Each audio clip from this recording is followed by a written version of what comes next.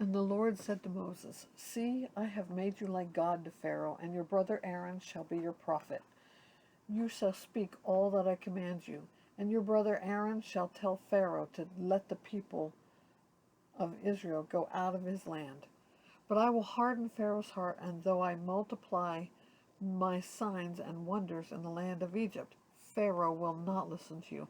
Then I will lay my hand on Egypt and bring my hosts, my people, the children of Israel, out of the land of Egypt by great acts of judgment. The Egyptians shall know that I am the Lord, when I stretch out my hand against Egypt and bring out the people of Israel from among them. Moses and Aaron did so. They did just as the Lord commanded them.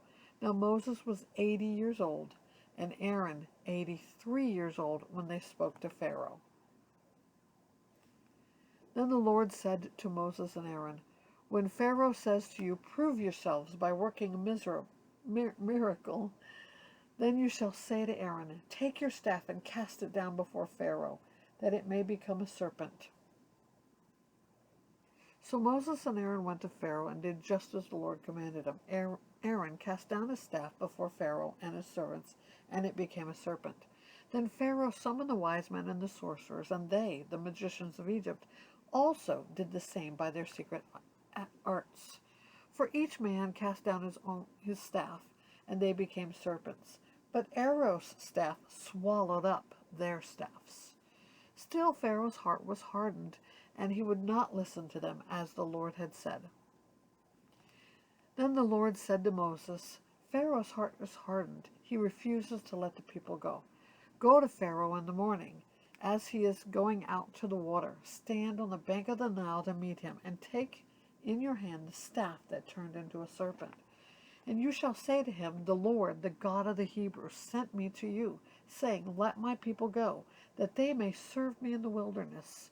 But so far you have not obeyed. Thus says the Lord, By this you shall know that I am the Lord. Behold, with the staff that is in my hand, I will strike the water that is in the Nile, and it shall turn to blood.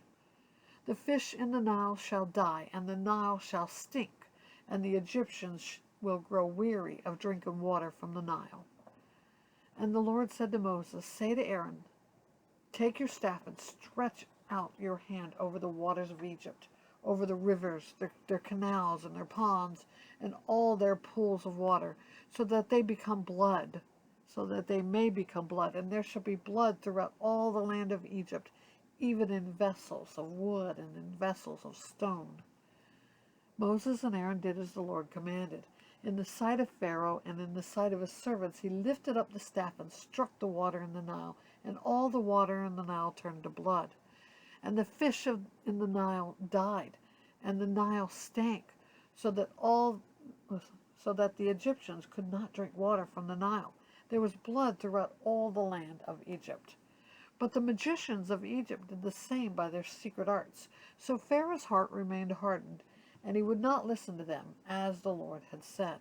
Pharaoh turned and went into his house, and he did not take even this to heart. And all the Egyptians dug along the Nile for water to drink, for they could not drink the water of the Nile. 7 full days passed after the Lord had struck the Nile.